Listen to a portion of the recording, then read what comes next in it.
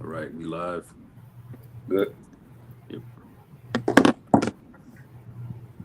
You want to kick it off my way, or I can get it. Yeah, you kick it off, bro. All right, Shalom. Shalom. Shalom. First thing and foremost, we want to give all praise, glory, and honor that's due to To your house, Yahweh, Bahashem, Yahweh Hashem, Shai, Yahweh Shai, Bahashem, Hashem, Rakak, Wadash. Yahweh. Want to give double honors and give double honors to the elders and apostles at Great Millstone who rule well. Peace and blessing to the 144,000 and the hopeful elect. Shalom Barakathum. We're the brothers from the Kansas City camp. All right, doing another live lesson and a sit down. And today we want to discuss well the basis of it will be an article that we'll go through. But we want to discuss the parallels of the events that happened in the Persian captivity with Haman the Agagite, where we see the devil basically up to his same old tricks again today. But we'll go through the article and get some understanding on the history, and this will help brothers really understand the lineage of Esau Edom. You know how crafty this devil is, and how he changes names and he supplants kingdoms and rulerships, and he does that to this very day. You know, Con, so con. brothers got the article. Whoever has it, you can we can start reading it, or I can read it. Yeah, I got it pulled up, but hold on, give me 1 second, bro. Let me get my light Okay. get real quick. Yeah, and this article really backs the point up. Esau, where it say he shall, or where in Genesis where it say Cain, he shall be a fugitive and a vagabond in the earth. This Hmm. Hmm. article really highlights how this man changes his identities and adapts to certain cultures. So he himself don't have to be figured out. He will absorb your culture and then take it over and say, you know what, I'm going to be these people now. The same thing he did with us. Hmm. Sir, con. I got a quick precept. It's the book of Yep. Psalms 49, and I'm gonna start 11. It says, "The inward thought is that the house is still complete forever." It's like, It says, "And their dwelling places to all generations, and they call their lands after their own name," right? Because, Hmm. like, going into the concept of a fugitive is a person that hide among, they hide out, they use disguises. Like I Yep. mentioned earlier in the listen I did about a fugitive, that movie with Harrison Ford. He was basically on a run from the authorities because they was looking for him for a crime he didn't commit. But in retrospect, Esau did commit these crimes, man. So on the time, instead of him going by the Edomite, because it's quite obvious that the line of Cain was traced through the lineage of Esau through Amalek, and people were known of bloodlines then. So it made sense that he hid himself among other nations, man, and called Hmm. himself the Greeks, the Romans. He called himself the Jews. He called himself, you know, Americans, British, French, all these surnames, so to speak. But overall, he's just really an Edomite. He's the devil, you know. Hmm. Right. Yeah, that's why you see that in Genesis 4. You know, the Lord had to put the mark on Cain. You know, because he'll slip out. You got to know who this devil is at all times. You know. Con, con. Where it says from Haman to Alexander, from the Agagite connection to Mystery Babylon. And it's the same story playing out all over again, man. You Hmm. know, and it says, but the story of oppression and domination woven throughout history finds its origins in the bitter enmity between Jacob and Esau, because this whole movie is based on Jacob and Esau, man. Like the apostles always made the allusion of, or the mental note of having a plate of food and you got the two main dishes and then you got side dishes. Jacob and Esau represents the main dishes, but it says this ancient conflict recorded in scripture is not a mere tale of sibling rivalry, but a prophetic saga of systematic control and spiritual warfare, man. And that's the spirit, because this is a war. This is a spiritual war, man. And when you're at war, you're trying to subdue the enemy, right? All right. Hmm. And we're their enemy and they're our enemies. And ultimately, they're enemies of Yahweh Bashim Yahweh Shai. But it says here, uh, it says, at the heart of this story lies the lineage of Haman the Agagite, a descendant of Esau's line through Amalek, as we know that Amalek was the grandson of Esau. And it says, and that's the top tribe in Edom, and its enduring influence of the rise of Alexander the Great, Hellenistic Greece, and ultimately the Roman Empire, which right now we're in the modern day Roman Empire. Okay, because America has taken on the customs of ancient Egypt, Greece, the Greco-Roman customs, ancient Assyria, Babylon, and these are this one big, petri dish of wickedness wrapped up in one wicked kingdom. But it says, by examining these conditions or connections, we uncover the startling truth. Haman, Alexander, and their respective empires represent stages in the development of Mystery Babylon, which is America, described in Revelation as the ultimate system of spiritual and physical oppression.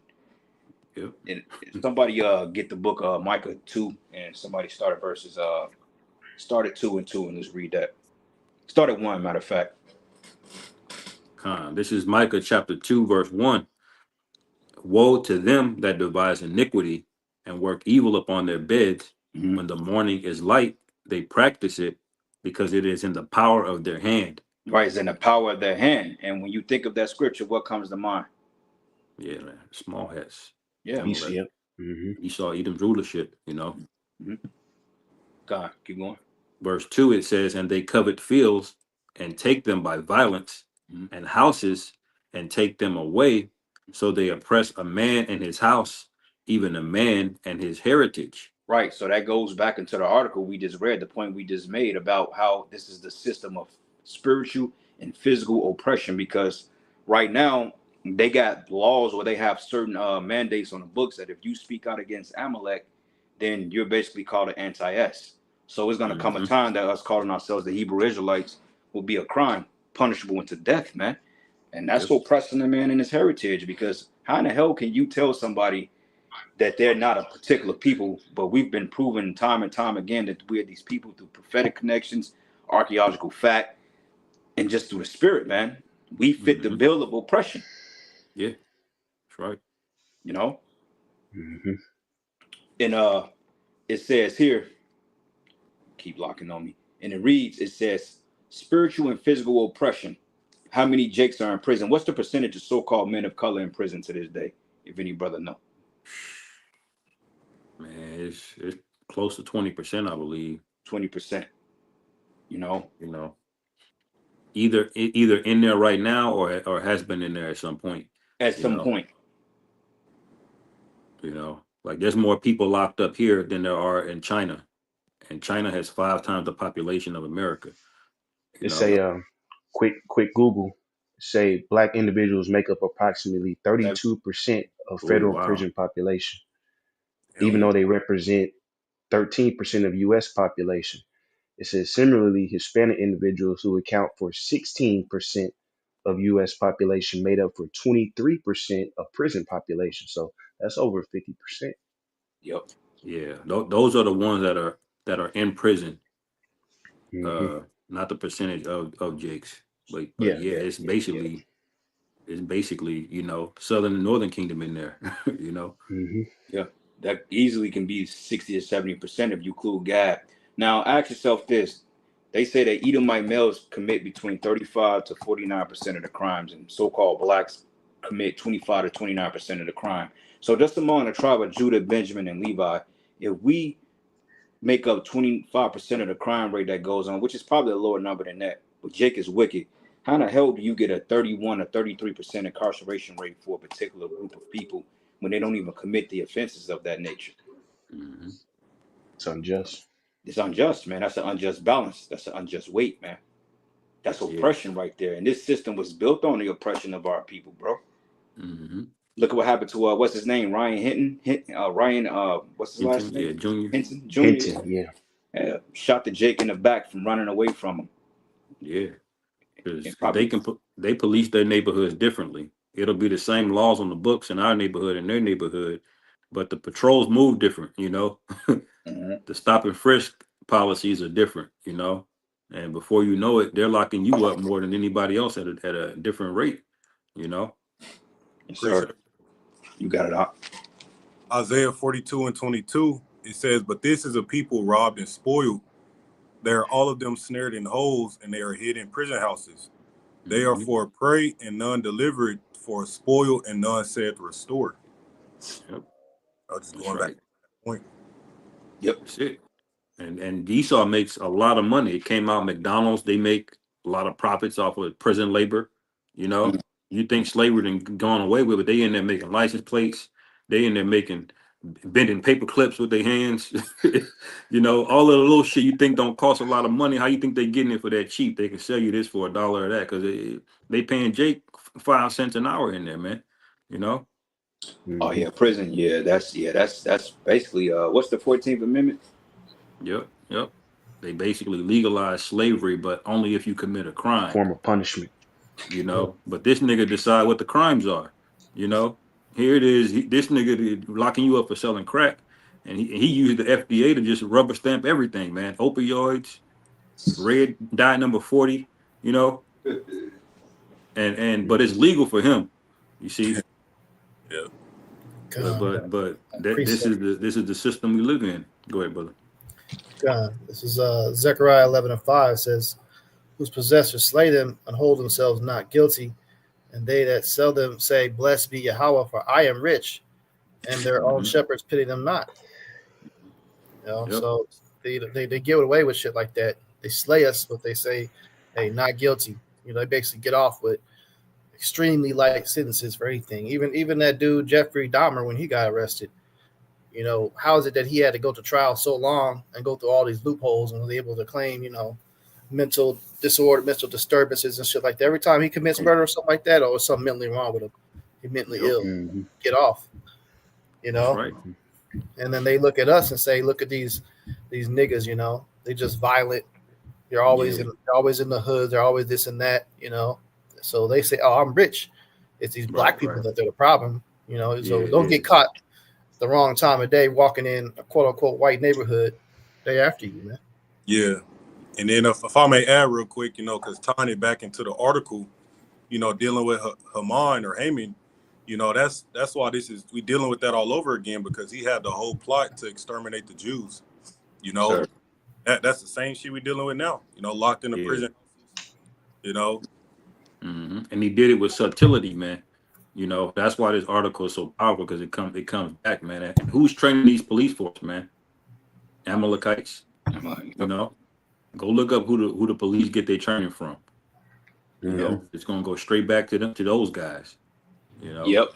Like that. And like that CD. What is it called? CQC, close quarter combat. They learned that from God, but also they got something which is called Krav Maga, which is a Israeli martial arts that they're training them in. But really, Jake invented Krav Maga too.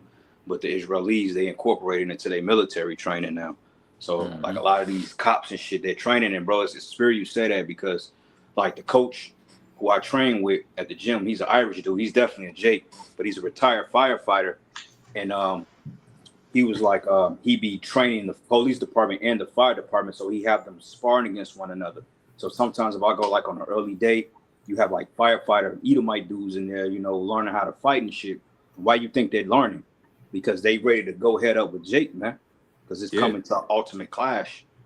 Yep. That's right. Real quick. But it's go ahead, bro. Yeah, I was gonna go a little bit in on his article. A little bit. Way. This shit deep, bro.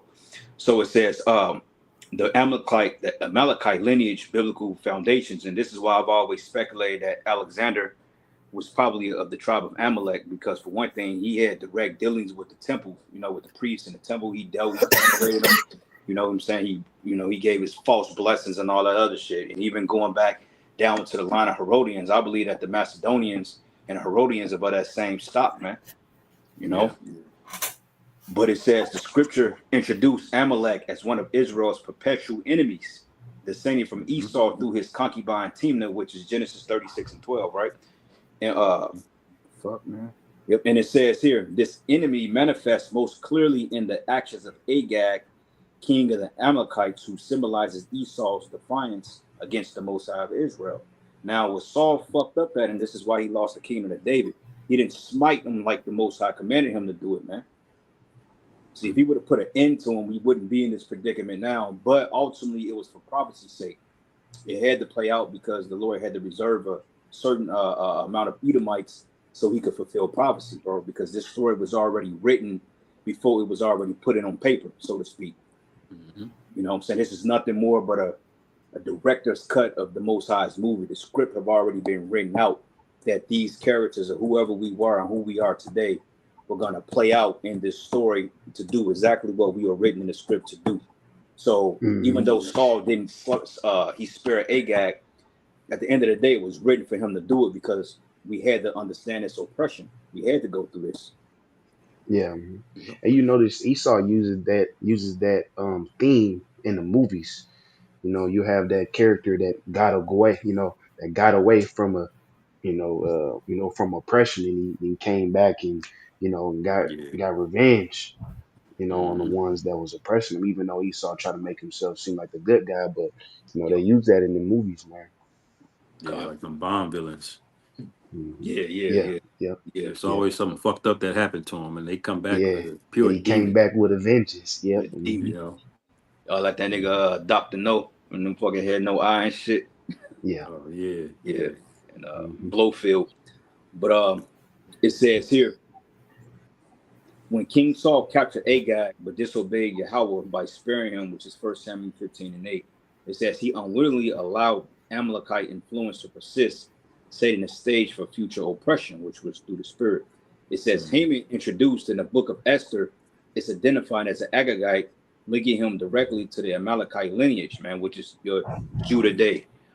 It says his genocidal plot against the Jews. If somebody want to get Esther 3 and 6, we can go into it a little bit. Echoes the ancient feud between Jacob and Esau, because this feud goes way back, even before the time of Jacob and Esau. Yeah, You yeah. know, this goes back into Cain and Abel, man, because we understand that those are the same spirits coming back into the reincarnation or regeneration today. So Hmm. Cain and Abel was basically equivalent to Jacob and Esau. Yep. Recall hold Esther 3 and 1, and then additions to Esther chapter 3 as well. Um, and it'll go into it. Yep. But now you see why the Lord reacted the way he did and took the kingdom from Saul. As you may think like, oh, King David did worse, you know, this and that, but it was what he did was really, really egregious through the spirit, because he let an actual demon escape, Yep. Hmm. that came back to oppress us, and that's the consequences of being rebellious, you know. Yeah, that's Yeah. why the Most High called him a deceitful and bloody man too, because indirectly Saul is responsible for the death of 100 millions of Israelites to this day. Yeah, Because right. we're still under these people's hands, man. We're under Amalek, man. Under Yep. these particular vassal states and shit. Hmm. It's this is a horrible captivity, brothers, man. And the fact that we got to make the best out of it shows you how fucked up it is, man. Right, right.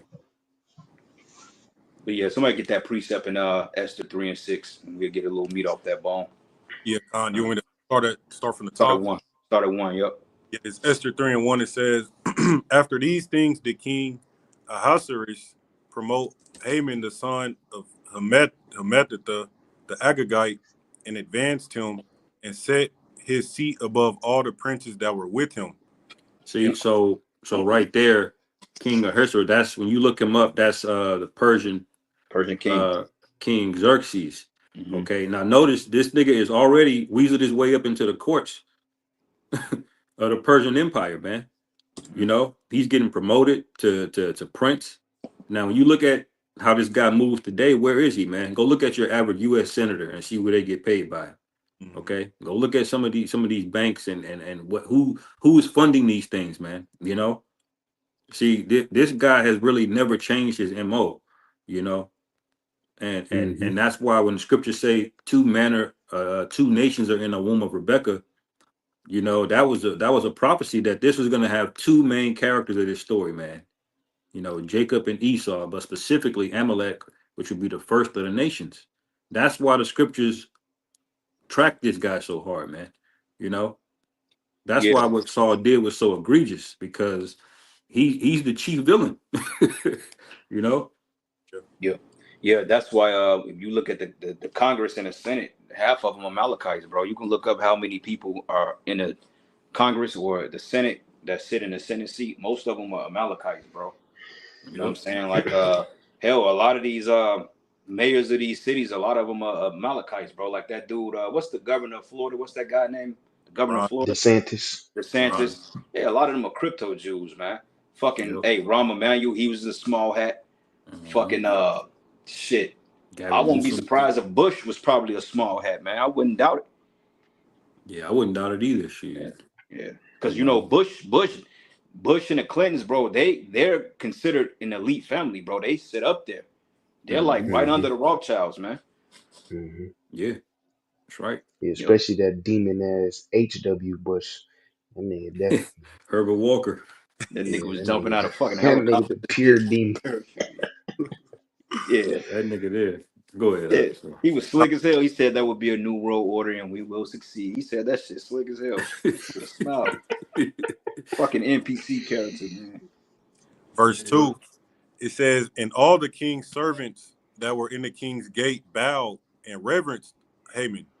For the king has so commanded concerning him, but Mordecai bowed not, nor did him reverence. Mm. It says, then the king's servants which were in the king's gate said unto Mordecai, why transgressest thou the king's commandment? Now it came to pass, when they spake daily unto him, and he hearkened not unto them, that they told Haman to see whether Mordecai's matters would stand, for he had told them that he was a Jew. Mm-hmm. And when Haman saw that Mordecai bowed not, nor did him reverence, then was Haman full of wrath. Mm-hmm. Mm-hmm. And it's gonna be like it is today when we don't bow to this image, bro. Yeah. That's why he's so pissed off, man, because ultimately Esau has had a bloodlust with subjugating Jake. Okay, when you bow to somebody, that ultimately represents you having dominion over them and you being blessed over them, man. So Mhm. if Mordecai would have bowed to him in Esau's mind, that's like, hey, shit, that's my birthright. You belong to me any fucking way, you know. That's the Yeah. mindset he got. He want that birthright back. And throughout these particular captivities, he's been trying to forge his blessing back, you know, from the Most High, but it was not given to him through the Spirit. It was already set up in the Spirit for us to receive that birthright because that's just how the story was written, you know. But he's Mhm. going fucking scorch earth to try to get it back as far as even setting up the new world order. This is why we're living in such an important time to understand where we are in prophecy and to understand through the Spirit that this mark of the beast, this system is going to be required for you to bow down to that image by taking it and being intertwined with that shit in order to have a seat in the new world order, but it's going to be detriment against your salvation. So you got to get in the mindset of, look, I can't bow. That's right. Be thou faithful unto death, and I will give thee a crown of life, because it's going to come down to bloodshed, brothers. Mm-hmm. Yeah. And Esau wants you to sell out your soul to the Most High. Remember in the Maccabees, he tried to get that elder to eat pork, and then when he refused to do it in front of people, he said, "Well, just eat it behind the table, and then okay, well, don't eat it, but just tell everybody you did." You Mm-hmm. know, because he Make it wants look the like. mind of Jake to be sold out to him. He wants you to bow, man, willingly. You And know, he wants not to pollute that virgin. forcefully. He wants to defile that virgin, man. He want to defile the virgin. That's what he want to do. He want to put Mm-hmm. his unlawful rod inside the virgin, man. And the Lord like, nah, fuck that. You've already Yeah. been putting your hands on my woman. I'm not gonna let you poke her no fucking more. You nasty nigga. Right. Right. Yeah. You read that again, huh? Yeah.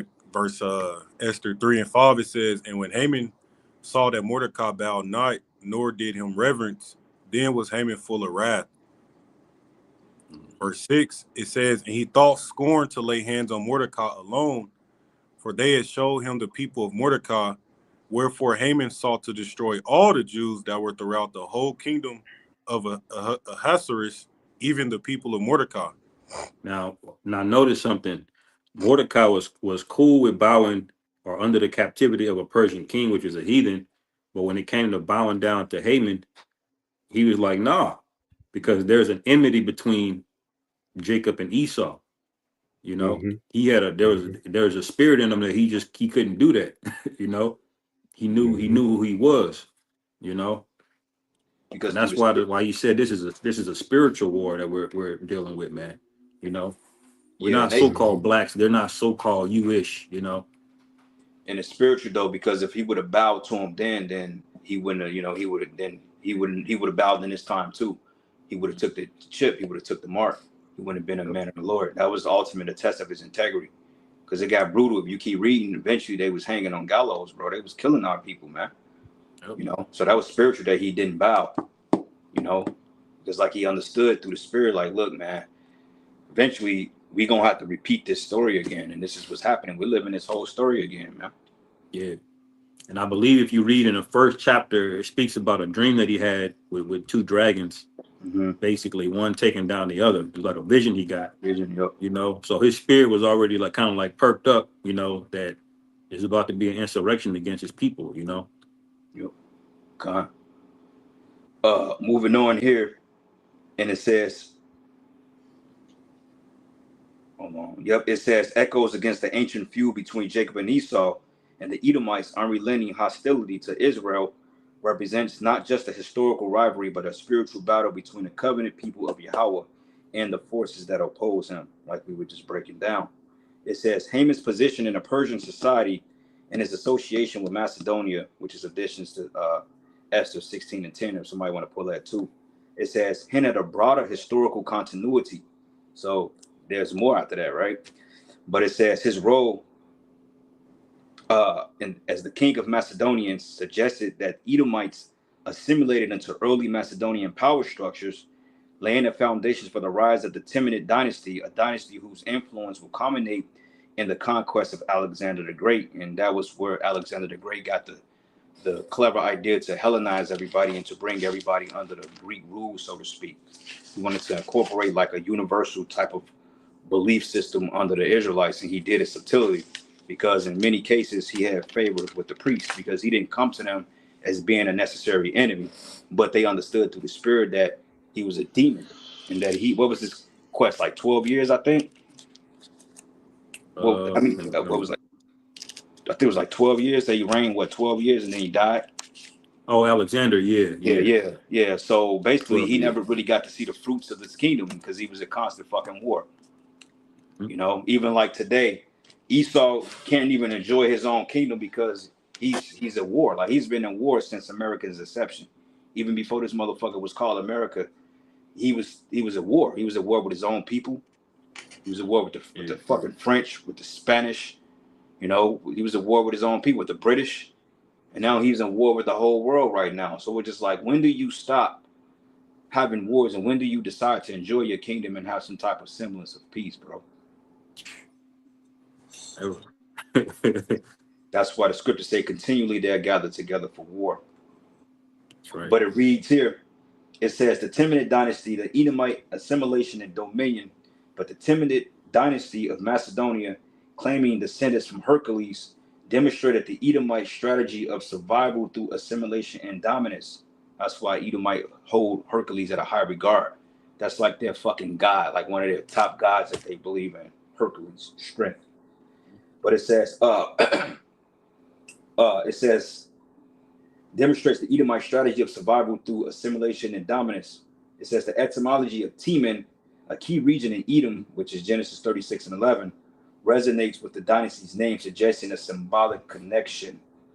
It says Hercules, referred to as a quintessential warrior god, embodies the Edomite ethnos, which ethos, I believe, goes into, if I'm not mistaken, that means like the nation, if I'm not mistaken. It says of conquest and strength.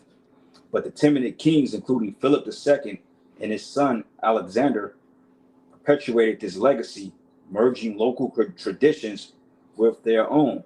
And this is what we was going into, how Esau incorporated all these different belief systems into his belief system. So therefore, when people are worshiping certain gods, it come off as them worshiping their god, but it's under an Edomite vibration, so to speak.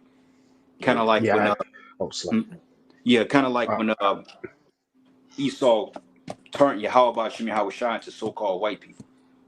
But Jake still believing they're worshiping the true God of heaven because the concept is there, but it's a different deity, man. Mm-hmm. I had a precept to go with you. I can also had one point to go into that assimilation.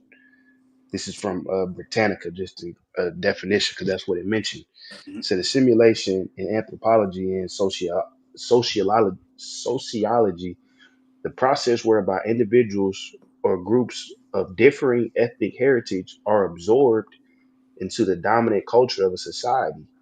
The process of assimilating involves taking on the traits of the dominant culture to such a degree that the assimilating group becomes socially indistinguishable from other members of the society. So it's Yep. emerging, and this is what this man does. He doesn't get his own clout. He doesn't get his own power. He absorbs other people's power and make it his. We said this at the beginning, but I had a precept to go with that real quick. I don't want to, take, take over. But this is Sirach 12 and 10. It said, never trust thy enemy, for like his iron rusteth, so is his wickedness. Though he humble himself and go crouching, yet take good heed and beware of him. And thou shalt be unto him as if thou had wiped the looking glass, and thou shalt know that his rust had not altogether wiped away. This the point though. Verse 13 or verse 12. Sirach 12 and 12. Set him not by thee, lest when he hath overthrown thee, he stand up in thy place.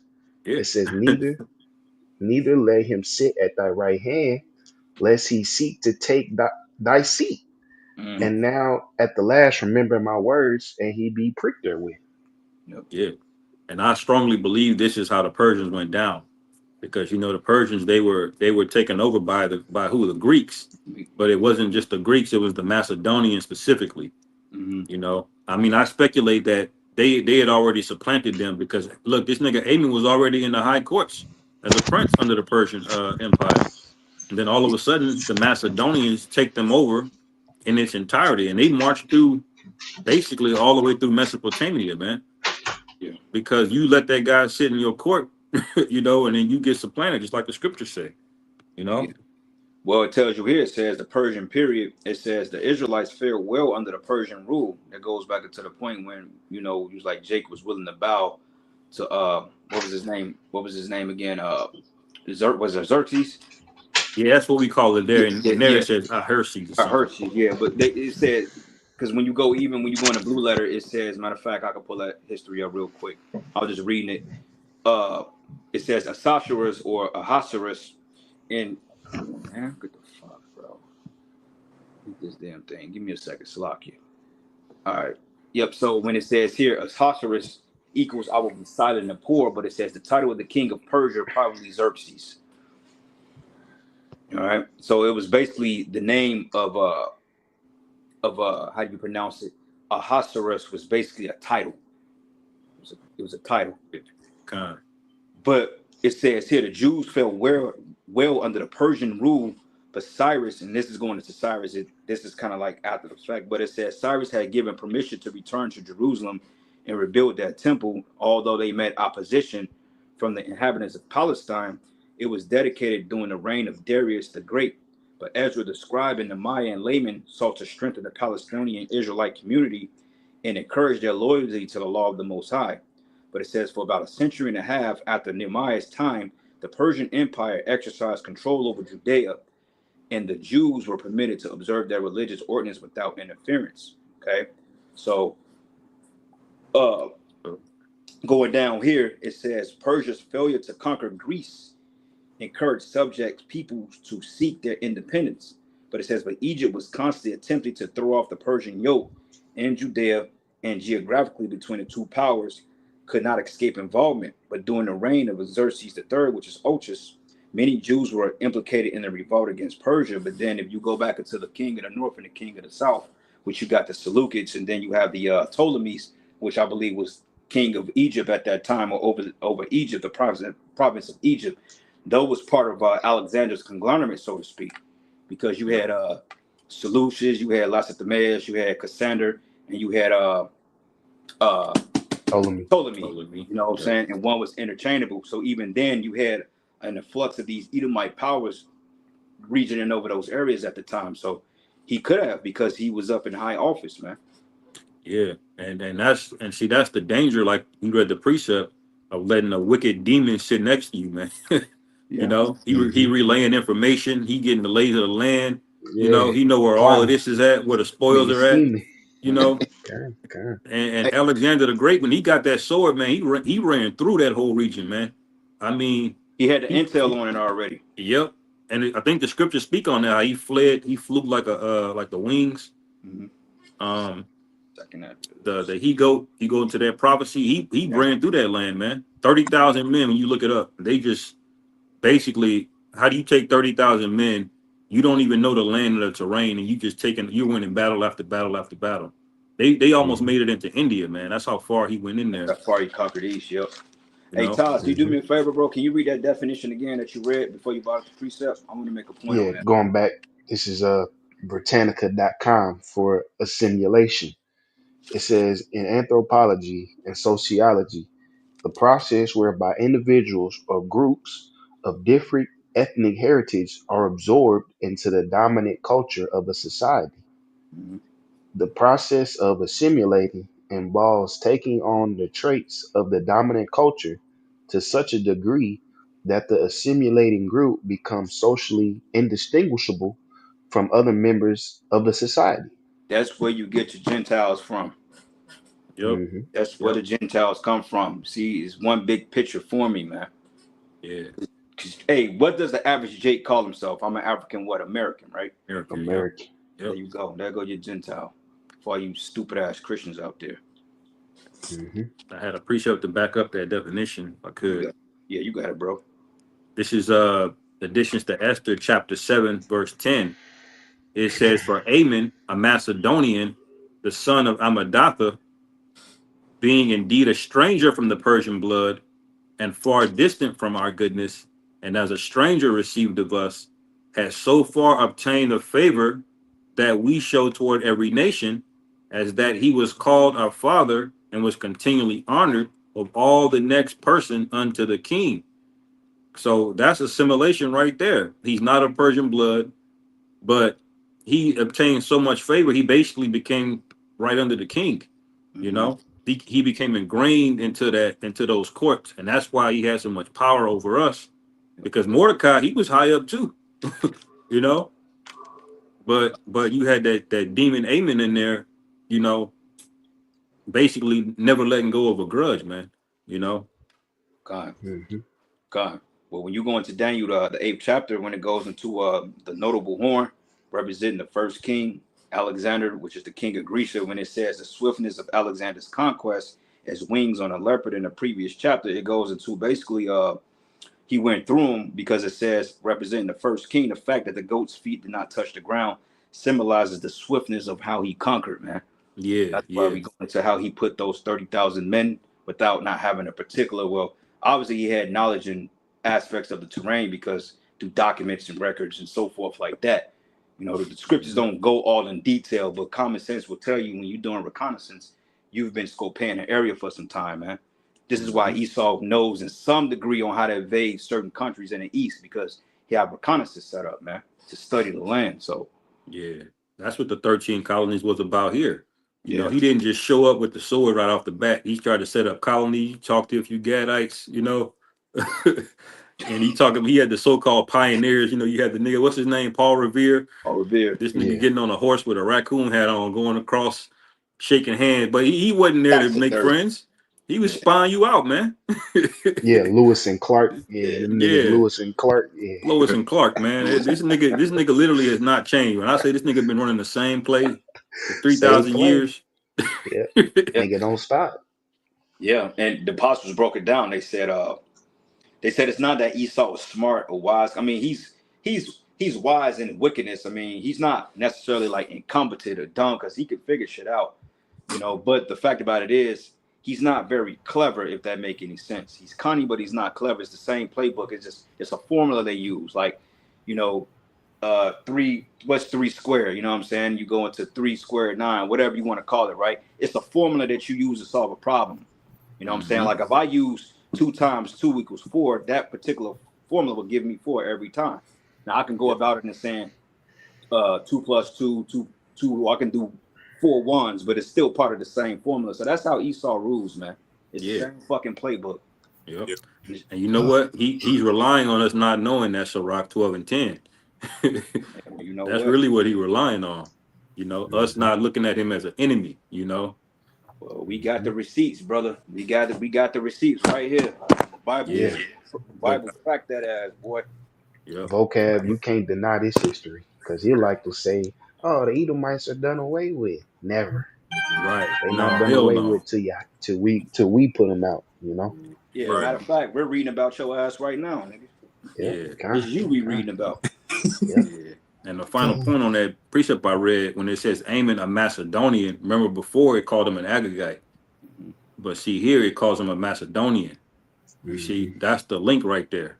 The Agagites and the Macedonians are of the same lineage of people. Okay, they just moved to a different region. You know, and Change their name. when you look up the Macedonians and what they did, they were not like the other Greeks. See, Greece was not a empire before the Macedonians. They were spread out city states. That's where you get metropolises from. You had Sparta, you had Thebes, you had Athens. They had their own governments and their own shit. When Philip the First, which is the father of Alexander, came into power, he created something called leagues, and he convinced them to all get together to fight the Persians. That's when they became, a one unified empire. But before that, they were all doing their own thing, man. They had what you call melting pots. They would trade with Egyptians at different cities, and every nation was represented in them city states, and they governed themselves. But then Philip came along and was like, no. And then he unified the whole Greek peninsula, to go fight the Persians. But the Macedonians were the one that led that. What led that, though? Yeah, that's how you got the states today. Because when you look in America, there's city states as well. City states. It's the same concept. It's the same Greco-Roman strategy. Because even every state has its own constitution, believe it or not, and each state can act independently outside of the federal government, or they can act as its own entity if need be. Because it says something probably silly. Matter of fact, it says. Because actually, Alexander, it was Philip II, Philip of Macedon, which was I'm sorry, Salakia. Philip II or Alexander. The government of Macedon was a collective of city-states with a variety of government styles. Sounds familiar, don't it? Mm-hmm. Sparta had its two kings. Athens is famous for democracy, and Thebes had a sort of an oligarchy. Now, when you go into the history of oligarchs, that goes your higher up, your elites, man. Your what they call they call them in the Roman Empire, they call them monarchs, so to speak. And it says oligarchy, for example, but this meant that Macedon had an important hierarchy of nobility and peasantry.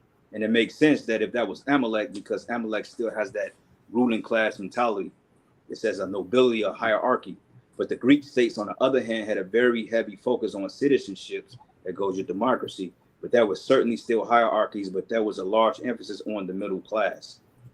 Military, it says that militaries were structured differently. The Macedonians had a heavy companion of cavalry, which was called nobles, of course, and the Phlegontes, which was the peasants. It says the Greeks had their citizens' armies of mostly hoplites, but note that both armies had a variety of support / troops as well, but they were often mercenaries or allies. So there you go. Yep. And part of the reason the Romans were so strong is because they studied the Greeks. Yeah. They and how they fought. Mm-hmm. Yep.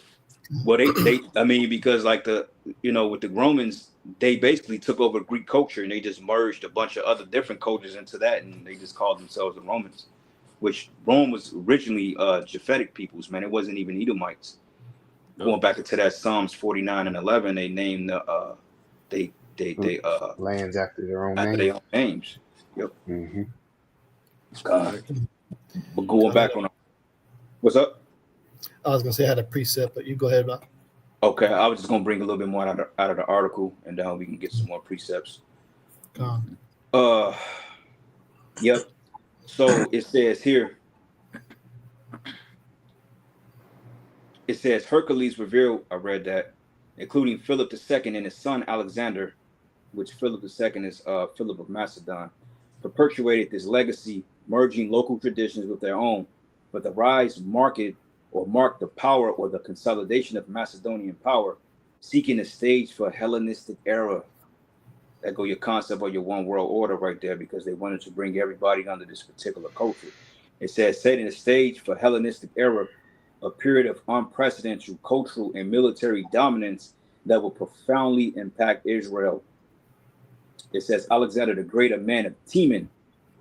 Alexander the Great, a descendant of the Temanid line, epitomizes the Edomite traits of ambition and conquest. It says his military campaigns reshaped the known world, fulfilling the prophecy of Job 9:24. The earth is given into the hands of the wicked, because remember, that was really Esau's first actual rulership on the world stage, that third beast, man. Because before, when he was in the time of the Persians, he didn't really rule. He just had like some type of influential power, but it wasn't necessarily his kingdom. Even going back into the Babylonians, Esau had a particular hand in taking us down, but he wasn't like the world dominant. This is why they say civilization started with the Greeks, because that marked the beginning of Esau's formal rule on the planet Earth. that's prophecy. that's a map of Mm-hmm. you know, all that they had conquered. You Yep. see, it's almost 3 continents. And you It's like it's a notice little small. they never call an empire a full empire until they conquer our land. You know, the Assyrians, they were ruling in their own area for a while before 700 BC, but it wasn't until they got all the way down to us in Egypt where they considered the Assyrian Empire to be at peak. Same thing with the Persians. They were ruling over there in close to India in the Afghanistan region, but they didn't consider themselves an empire until they conquered our region. Same with the Greeks. Esau has been in Rome over 700 BC, but he was still fighting the Etruscans. You know, he didn't consider himself an empire until they expanded and they conquered, you know, our land, you know, the Levant region. Yep. Because, matter of fact, that's the spirit. Because when you go down here, I was reading when it goes into the culture or the leadership. Hold on, let me find it real quick. Shit, I lost my place. Because that's that land of milk and honey. That's that, because like the when you think of chess, bro, you think of like checkmating the king and getting that queen off the board. That's ultimately Israel. That's us, man. If you conquer us, you conquered the board. But see, he didn't bank on Yahweh Shai waking us up in this time and finding all this out. Because even though this is history you can pull up, but he wasn't expecting us to link the gap. But this is the Most High says, how are the things that Esau searched out? How is his hidden things sought up? You know what I mean? It's right here. Pull it up. Mm-hmm. You know? That's right. But going back to the article,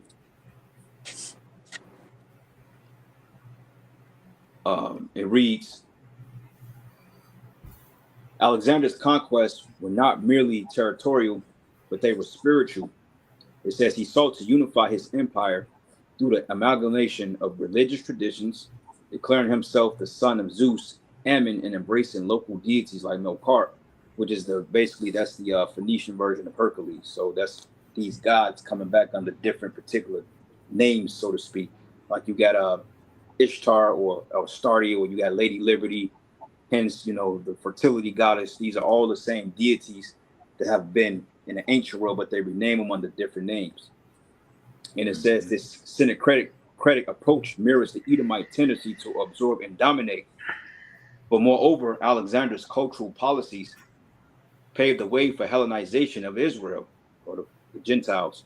Greek philosophy, language, and customs infiltrated Jewish or Israelite society, turning many Israelites away from Yahweh and towards pagan traditions. And that go to the Gentiles right there. This is why niggas are in fraternities, sororities. You got Jake that's working in high office of government. You know, you got Jake that's playing sports. These are all like Greek customs. These are all like pagan traditions. It says the spiritual subjugation initiated by Alexander will continue under the Roman Empire and its spiritual successor, Roman Catholicism, which is hence where the churches spring from today. So going back to the history, I'm going to read some on Alexander the Great real quick. If you brothers got precept, bring them out. I got one. Yeah, you got one, brother. This is First Maccabees 3:48. It says, and laid open the book of the law, wherein the heathen has sought to paint the likeness of their images. You know, just going into the other precept you quoted, this ties right in hand with that. You know, throughout history, they've always done iconoclasm, you know, trying to basically force themselves into that birthright. You know, so when it comes to this devil's personality, you know, he always starts off and I'll read in Psalms 55:21. The words of his mouth were smoother than butter, but war was in his heart. His words were softer than oil, yet were they drawn swords. You know, so this is how this guy gets into these positions of power. He's a master manipulator when it comes to, you know, convincing these nations that he's your friend. You know, just like when he came over here to the Americas. Initially, he came in peace. And he was cool with them, you know, and got them to start giving them gifts. And then, but what his true intentions are the whole time was to take over and slaughter. So he goes in other nations. He sneaks in there like a snake, like he's cool with everybody. Next thing you know, he's setting up a coup to take over the nation and getting a lot of other people to take over. And that's what he did with our people over here in the Americas. He basically, what he did was set up a massive coup. He got with a bunch of Gadites that already kind of had a little bit of beef with one another, maybe from trade or whatever, and then got them all to fight and kill each other. And next thing you know, he's bringing in smallpox and the Gatling gun. Right. Well, yeah. He made proxies out of Gad too. He used proxies to go in and get shit that he can't get, because technically when they invade a land, they need approval of Congress. They ain't got an approval of Congress in fucking 30-some plus years to go in particular foreign land. So they set up proxies to do it, and they start like little regional wars, and they start proxy wars, and then they come in on the back end and get what they gonna get. Like this whole thing with fucking Pakistan and India, they found out that the CIA had something to do with that attack, man. It was all the CIA. Yeah, see, I knew it, bro. It had to be. I ain't look into it yet, but you knew there's some wickedness going on, man. Fucking demons. Yeah, I did a video on it because I'm like, ain't no way in hell these, because both of them got nuclear superpowers, bro. Both of them got nukes, bro. Yeah, like, they right next to each other too. Yeah, bro. It's like literally across the board. I'm like, wait a minute. I'm like, this shit don't make sense. Like, why is Pakistan and India at war? Then it's for like, who you think? Esau set up proxies, and he went in there with the CIA and probably paid some pie off in their government, and then the attack happened, and now they're blaming it on each other. That's what Esau do, man. Yeah, bro. He had Gadites going to war with each other over some fire water, man. He'll give them some alcohol or some guns, and they'll go in and kill other Gadites, bro. Like, there was some demonic shit going on, man. Right. This guy's a master at that shit, man. He'll go up to somebody and say, hey, so and so said you was a bitch, and then he'll go to the other person. So and so said you a bitch too, and then give him the fight. See, here's the guns. At the same time when he told him that rumor, he was supplying them with weapons, and drugs and shit. This is what this is why they call him the devil, man. He's a fucking serpent. Yep. So this devil was mad because he got supplanted out of the birthright, but really it was already ordained for Jake to get it any damn way. But ever since then, he's tried to do his own version to come up with how to supplant somebody else, but he does it in a demonic way. Yeah.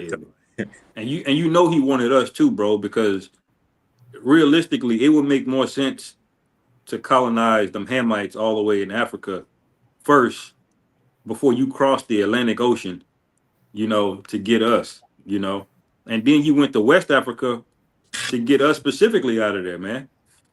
So it would have been way cheaper for him to just conquer the lands of Africa down there in Kenya, Uganda, because that would have just been, he could have just crossed it on land, But he wanted us. But he was scared to go. He was scared to go in Africa, bro. He wouldn't touch it. That's why he set up.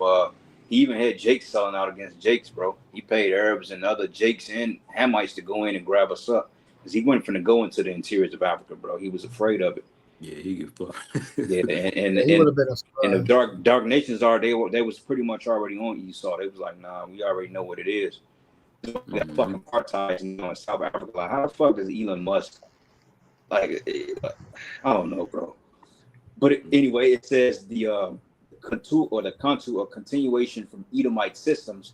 The Roman Empire, often regarded as the pinnacle of ancient civilization, owed much of its culture to Hellenistic Greece.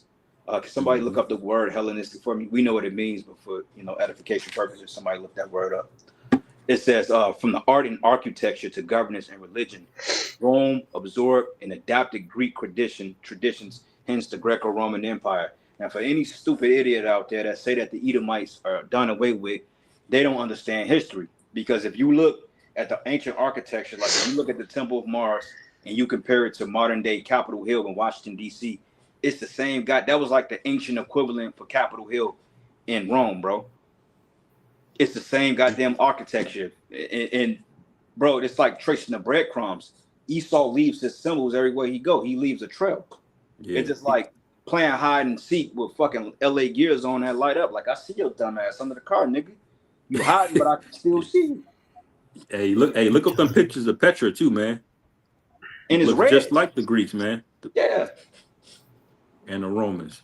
But the definition of Hellenistic, it says relating to Greek history, language, and the culture from the death of Alexander the Great to the defeat of Cleopatra and Mark Antony by Octavian in 31 BC. Mm-hmm. So basically, that was the Macedonian rule, okay? Because remember, you had Greeks before that. You had the Minoans and all of that. But Mm-hmm. Hellenistic is really And those were centered Japhetic around this people. time when Philip and Alexander came about. Yep. And those Minoans, I think they were Japhetic people, weren't they? That was Yeah, Japhet, yeah, they were yeah. Japhetic, Yeah. you know? But Yep, yep. see? There's a good visual representation too.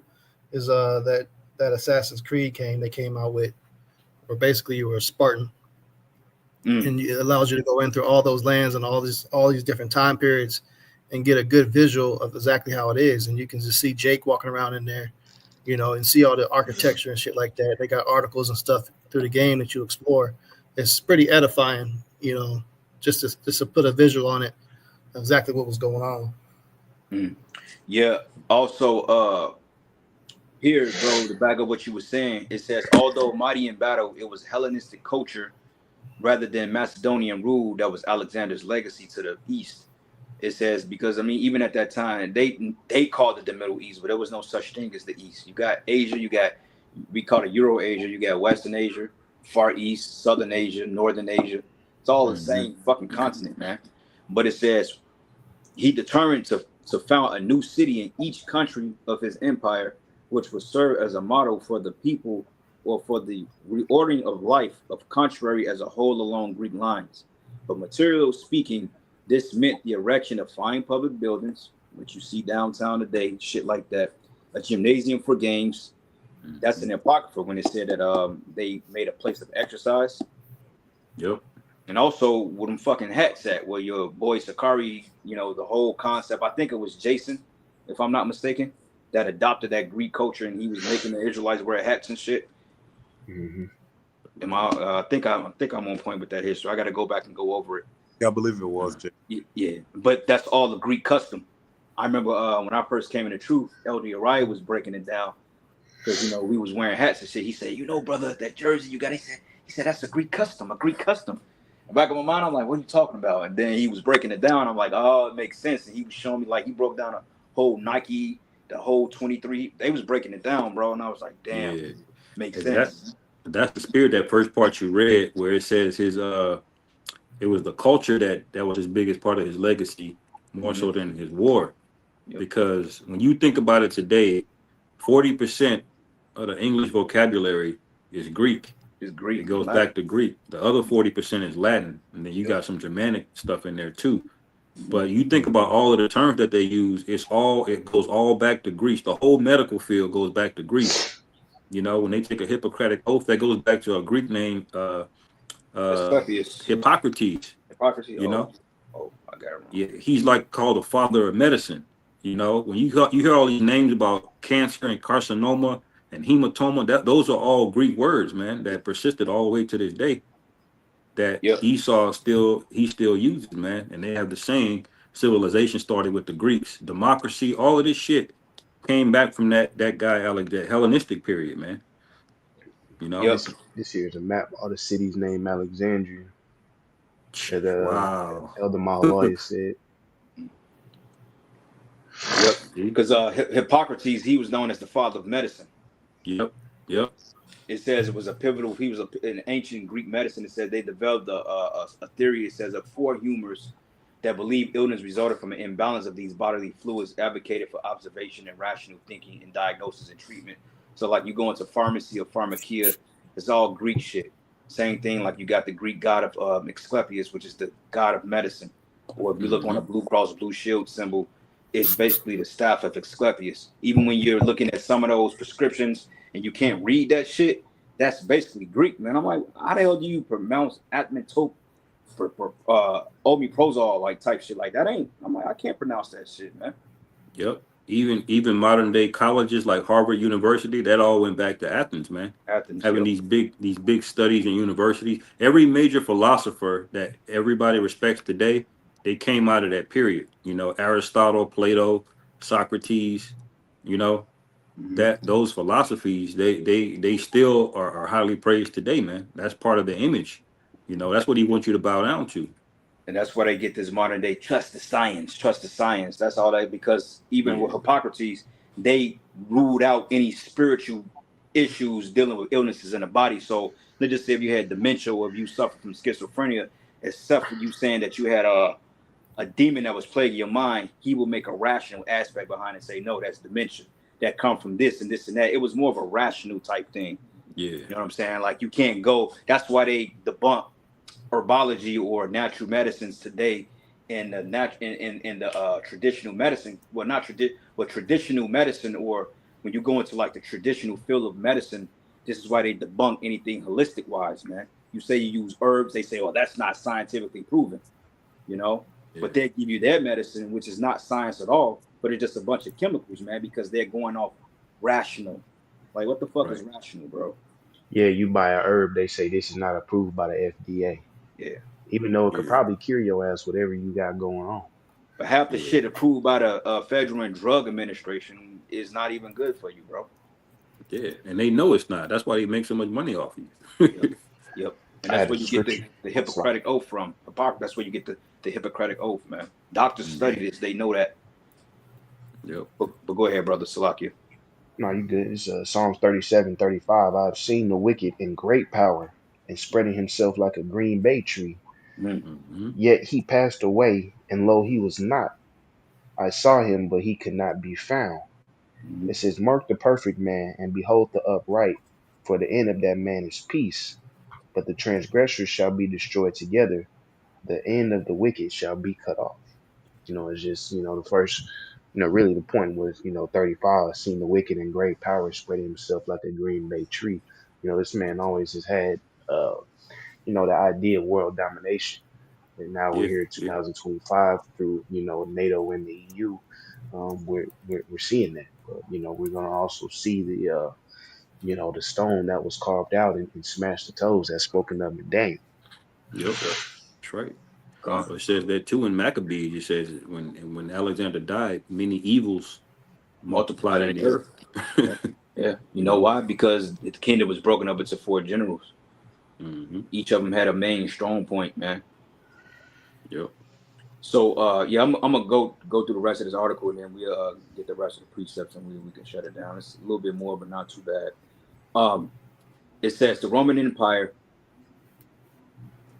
often regarded as the pinnacle of ancient civilization, owed much of its culture to Hellenistic Greece. From art to architecture to governance and religion, Rome absorbed and adapted Greek traditions, Greco-Romans. It says this process of Hellenization aligned with the Edomite pattern of assimilation, ensuring the survival and expansion of their influence. But the transition from the Roman Empire to the Byzantine Empire, which is, the Holy Roman Empire, so to speak, when Jake was older, further solidified the integration of Greek and Roman traditions. So Jake kept that tradition going because at this time they were already Gentiles, man. And this is after the crucifixion of Yahushua. So they kept that tradition. Yeah, this was after the Byzantine Empire. That was after the crucifixion of Yahushua. It says the Byzantine Church, a precursor to the Roman Catholicism, perpetuated this secretism initiated by Alexander. Pagan festivals were rebranded as Christian holidays. Christmas, which is Saturnalia, you got your 4th of July, you got which that wasn't really a thing then, but I think they did have some type of semblance of independence and that was celebrating rituals. But also you got your Halloweens or your Sam. People call it Samhain, but I think it's pronounced San Juan if I'm not mistaken. And your Day of the Dead. All these particular festivals were all in the ancient world as well. And veneration of saints replaced localized deities. But the Book of Revelation describes Mystery Babylon as a global system of spiritual and physical oppression, hence the transatlantic slave trade. The system, characterized by luxury, corruption, and idolatry, reflects the legacy of Hellenistic and Roman practices. Makes sense as to why you still have Israelites that's in a Gentile state of mind. Yeah. For example, Christians, they've been coming up against us for the last how many years? Trying to debunk this whole Gentile and this and that, all they can be said. The Gentiles are Israelites, man. Right. And this is the history. This is how you trace it. This is what they're missing. Revelation 17 and 18 paints a vivid picture of a decadent empire that deceives nations and enslaves the people of Yahweh Bashim and Yahushua. It says the prophetic imagery of Daniel also aligns with this narrative. In Daniel 8, the Grecian goat represents Alexander's conquest, setting the stage for the Roman Empire's dominance. But together, these prophecies highlight the continuity of Edomite systems from ancient Macedonia to modern times. But Deuteronomy 28 provides further insight into this oppression. It says discourses enlisted in its chapter, including the prophecy of Israel's enslavement in Egypt, which is Mizraim, find their ultimate fulfillment in the transatlantic slave trade. It says this system of bondage, perpetuated by Edomite nations, underscores the prophetic struggle between Jacob and Esau. If I could add, that that transition between the Greeks and the Romans was really just like a big ass upgrade. You know, Yeah. you just basically went from a large to an extra large, because we all know the similarities. The gods have the same, pretty much the same backgrounds, just different names. You know, it's just as far as the territory and all the people that they, we're gonna use the word again, assimilated. You know, they simulated more people into this. Yeah, because even after that, the eastern part of the Roman Empire, they still spoke Greek. Like a lot of the Byzantines, when they Hmm. ruled out of Constantine, they still were like Greek speaking people. You have what you call the Orthodox Christians, and then you had the Western Catholic Christians. But at one point, they were all part of the Roman Empire because, like you said, they just basically merged together. You know, they they did that Goten and Trunks. Yep. You know, Yep. God, go yeah, Tinks. yeah, Gotenks. You know, God. and he became a super demon, man. You know, Yeah, God. like God. that was, and that's why that beast basically gets reincarnated to be the final boss, man. Nigga comes back. Hmm. You know, But like peep this. This the book here. It's called, y'all can see, it's called The Roman Empire, the Empire of the Edomite. yeah, Yeah, and even in this book, it goes into it. It even goes into I mean, it's good history here too. But it even goes into like some Latin phrases and shit. How they was, I can't really pronounce or read it, but basically they even show you Latin phrases here, like all this here. Y'all can really see it, Salakia. Let me put my phone up to it. Y'all probably can't see it because I know the screen is hella small. But this is basically Latin, man. yeah, yep. God, Hey, and That's Latins, I want to. those were a group of people. Those were a group of Japhites that Japhites. Esau took down. They spoke that. Yeah, they spoke that Japhetic people. Yeah. That's why. Matter of fact, you got a precept up. Yeah, I was gonna just make a quick point. Going into the influence of the Edomite and the system and things that we still do today, like we're talking about the hats and stuff like that. Even the concept of public formal education for citizens that also originated in ancient Greece or during this Edomite's rule. It says ancient Greece introduced the concept of formal education for citizens, emphasizing physical education, music, mathematics, and philosophy, with non-table philosophers like Socrates and Plato contributing to educational theories.